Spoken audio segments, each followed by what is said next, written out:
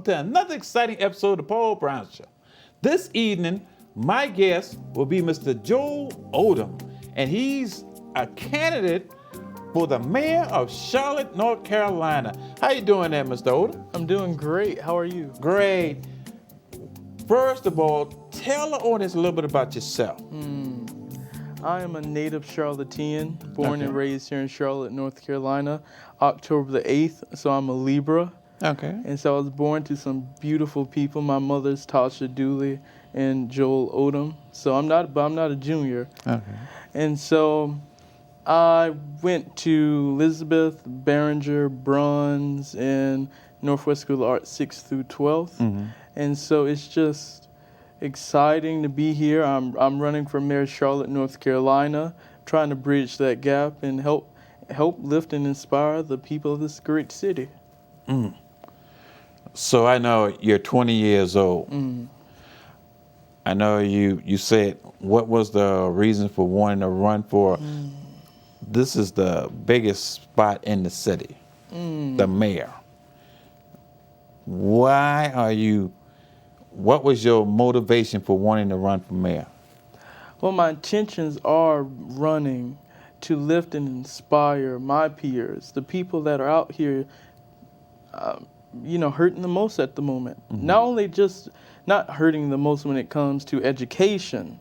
A lot of our people out here in the community are hurting with education, but they're also hurting with housing, affordable housing, their taxes.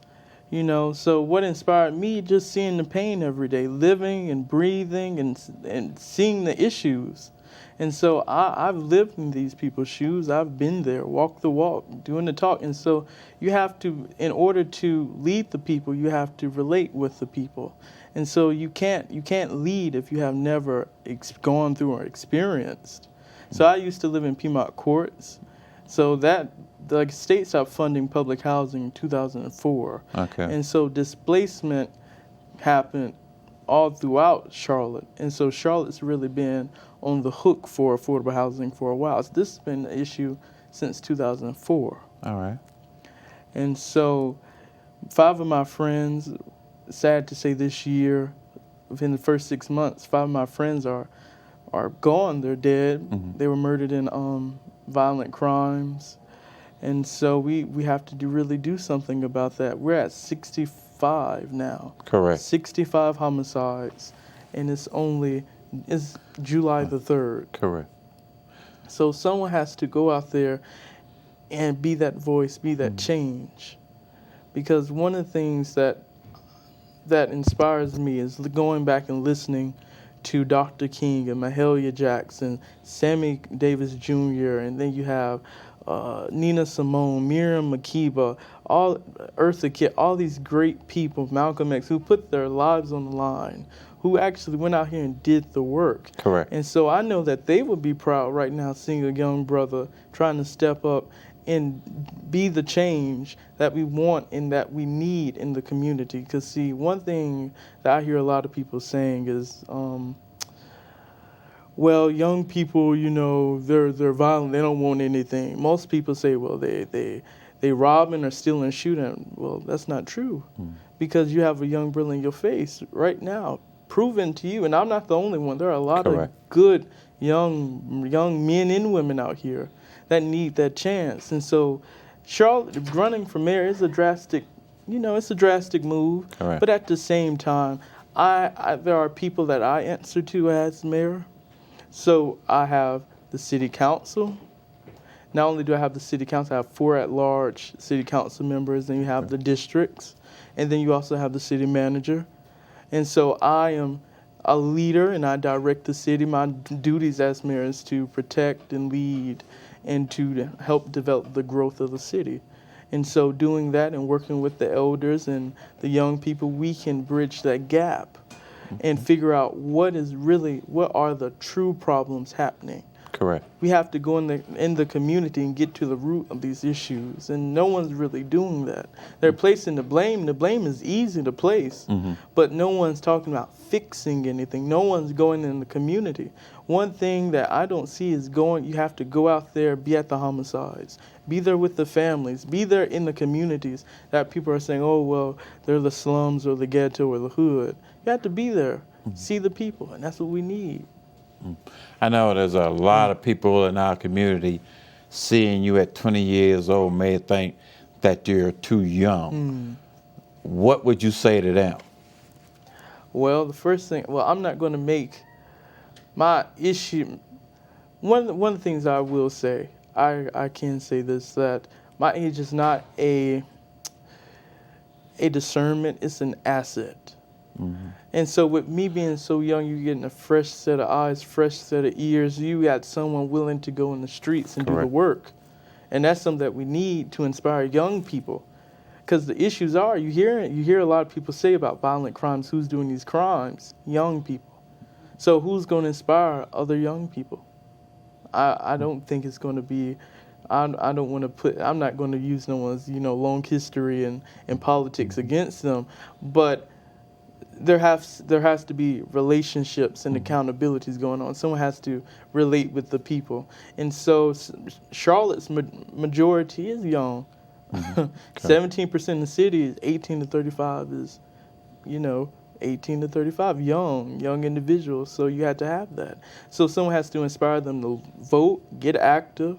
One of the issues that we face is that they say, well, I'm not informed enough, or, some people just don't care. They feel like nothing's going to happen, Right. Then that's how a lot of people feel. So you have to be that inspiration and that hope. And one thing that touches me is that I care about the people of Charlotte. I love the people. I love the city. And so when I hear someone has been shot or killed, or someone committed suicide because they're either homeless or they're facing disparities in economic opportunity like education, and their family disparities, mental health, there's a lot of things that I know that we can fix as a community if we come together. And so to backtrack off that, Dr. King once said, if you haven't found that something worth dying for, then your life isn't worth living. And so God has blessed me to figure out what I want to do at Northwest, and everyone called me the mayor of Northwest. I was in charge of the bus lot, I was in charge of the safety patrol, I was doing it. As a teacher, I was helping, I was being out there, I was involved in the National League of Cities, the Youth Legislative Assembly, the Charlotte-Mecklenburg Youth Council. I've worked with the former attorney of the state. I've worked with countless legislators and senates.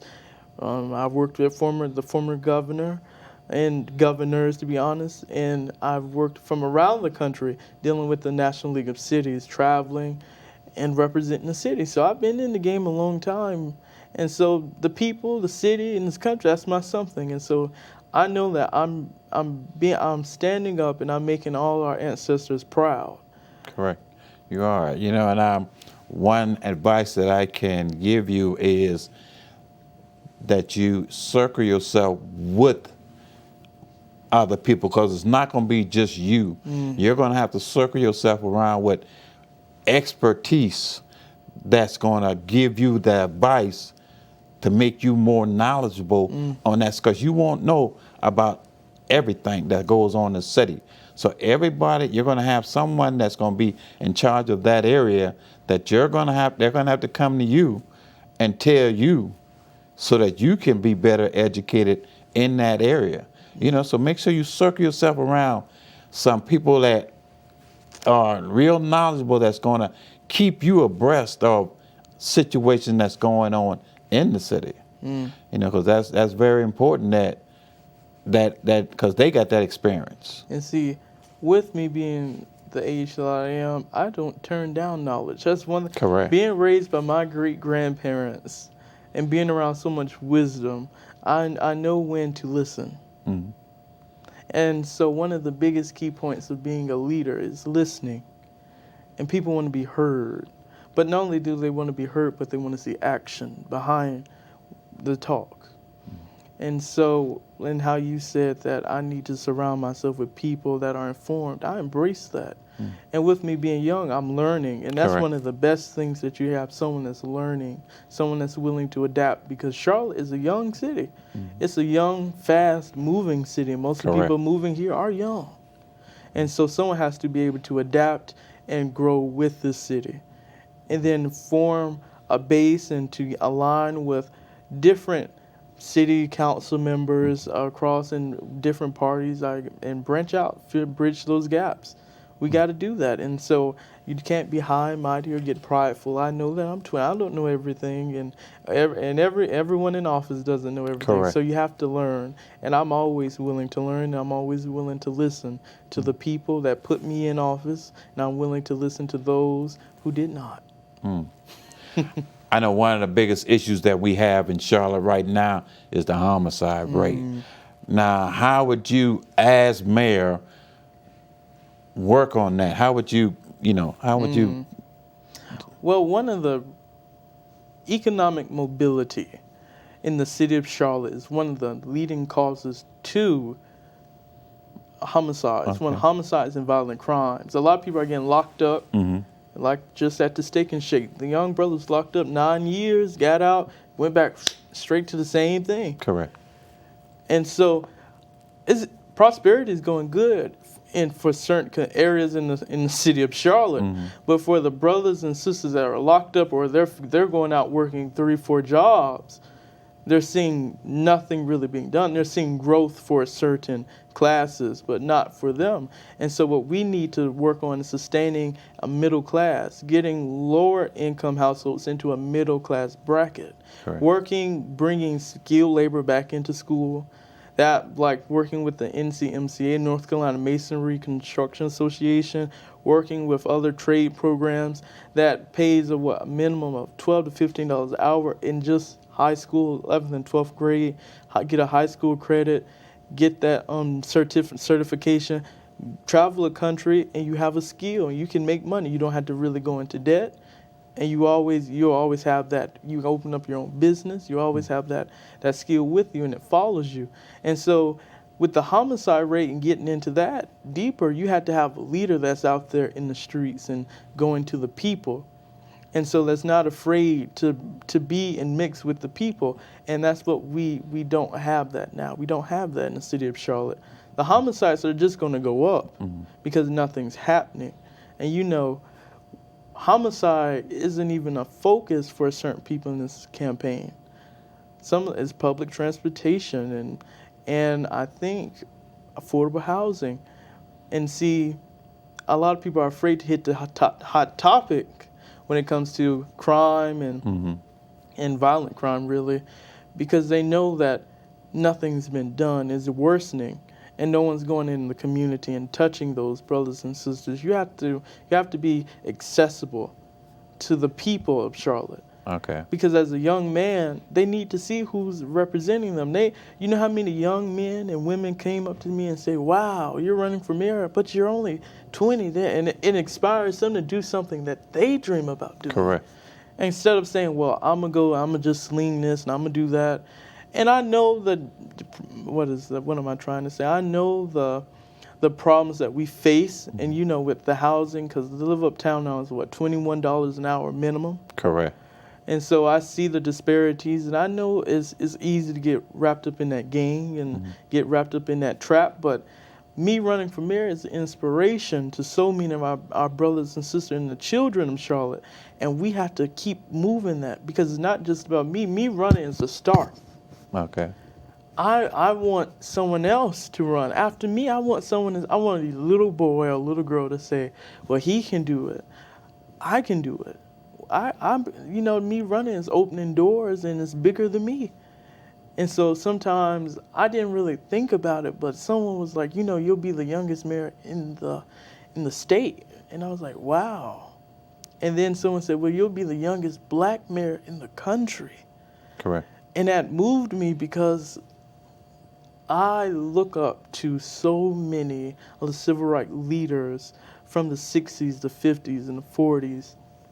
And it moved me because I listen to the history and I listen to the problems, and running isn't about attention and it's not about class or fame or how it's going to help me.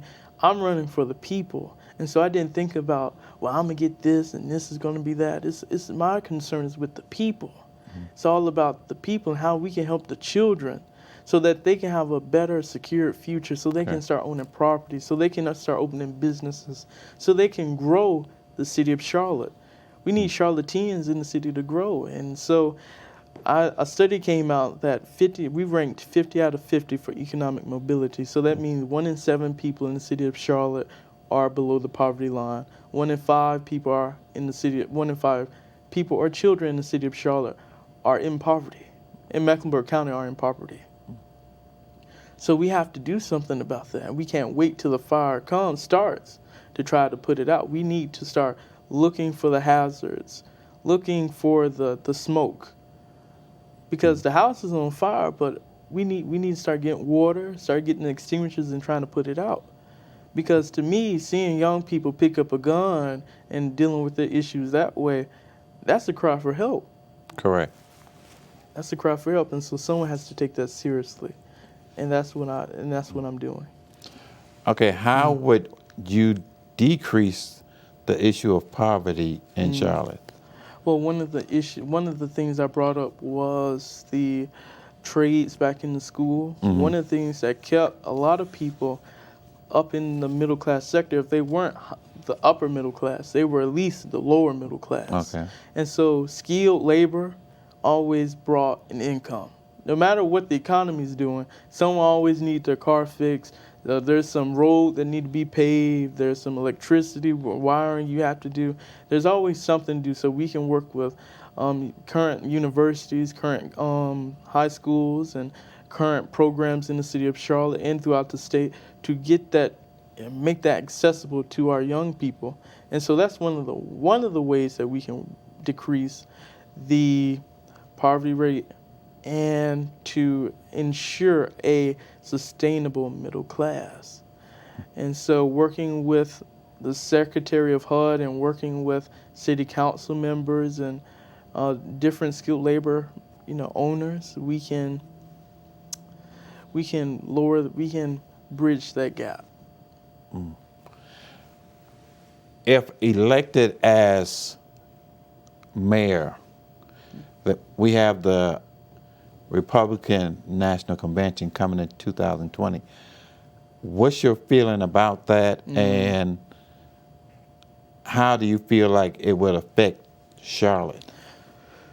Well, the city of Charlotte is a city it's a very diverse city, and so Correct. Charlotte represents not only Democrats, liberals, and unaffiliated and Republicans. It represents everyone, and so my feelings towards the RNC coming here, from a business standpoint, it's a good economic move, but at the same time, for how much money we're going to have to spend in sustaining the infrastructure and the safety of the people, it's a loss.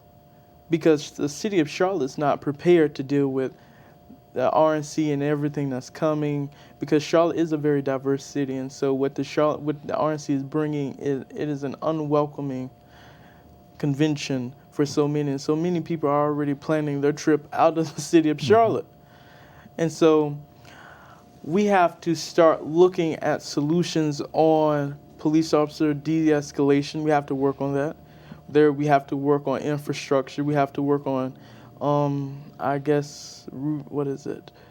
programs for young people, so we don't have that collision that's going to come, because people are going to come from all over the country to this. And so some people aren't all bad. Some people are good representatives of the Republican Party.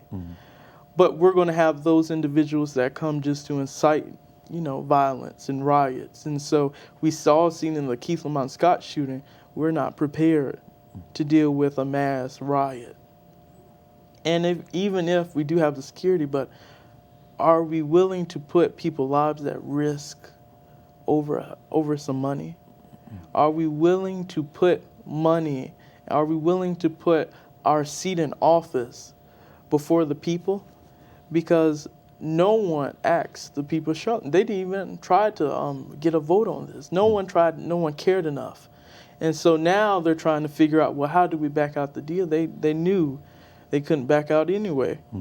They knew it. And so what they're doing is just trying to calm the storm, but the storm is already brewing. And so my feelings toward the RNC coming, we have to prepare. Preparing now, we have to have these discussions now. Correct. What is the plan for the RNC? Because with the nationalists and with everything that's coming behind it, send them back. We have to prepare for that. And so no one's really talking about it, and we're so worried about our position as an elected official. Well, will I get reelected?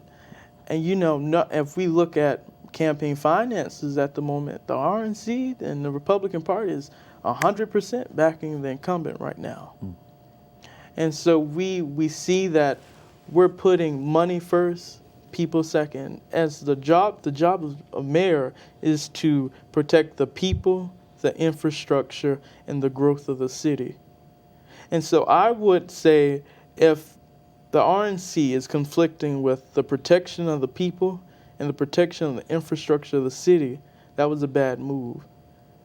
Because it helps with growth, but if it cancels out the other two, the two most important things, the people and the infrastructure, what's the point? We're going to put more money in putting out the fires than actually gaining anything. We're going to get on the map all right. We're going to be on that map. But are we going to be recognized for the good and the growth of the city, or are we going to be recognized for another rally and protest, or someone else getting shot, or someone's getting ran over with a car, or what are we putting ourselves on the map for? So that's what we have to look at. And hey, if we can sit down and start working with our clergy, start working with our schools, start working with our organizations and like ACLU and other programs, so that we can start getting a wrap on this, because people need to figure out what's going to happen. No one's talking about it. They're going to wait till the day of to deal with these issues, and so we really have to start working and moving on that. Okay, being a devil advocate, what if I was a Republican and I said, well, in 2012 we had the Democratic National Convention. Why can't we have the Republican National Convention as well? Hey, look, I'm not against the Republican National Convention. I am not for what the party is bringing to Charlotte. That's what I'm not for. During the DNC, we didn't have to worry that much about rallies and nationalism and everything here coming and conflicting with the city of Charlotte. There was a percentage, and we had that base. Correct. But now we're talking about a mass movement here, and everywhere these rallies go, someone's getting shot, killed, hurt, stabbed, ran over, suicide. There's a lot going into that. The city and the state is putting so much money just in security, because the vast amount of people that's coming to do harm, not to grow the party, because the Republican Party is not. People in the Republican Party some people are good people, but at the moment we have to look at who's leading that party and what are they bringing to it. What are they bringing to the forefront? And is that going to be a benefit to the people of the city that they're coming to? Are they going to be a benefit to the infrastructure and the sustainability of the city? Are they going to make the citizens of the city feel safe? Are they going to make the citizens want to partake in the different programs that's happening in the city of Charlotte? Or are they going to make them feel unwelcome, uninvited in their own city? Because so many people are already planning to leave. And so many people are against it. So, with that being said, I don't have anything against a Republican. Bridging the gap isn't the problem. The problem is trying to resolute the issues that's going to follow behind it. Affordable housing. That's another topic that it's a big issue in Charlotte.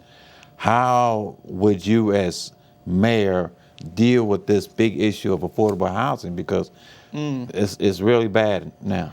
Well, I can tell you this. The city of Charlotte needs over 34,000 units, affordable housing units in the city of Charlotte. And I can't do that all by myself.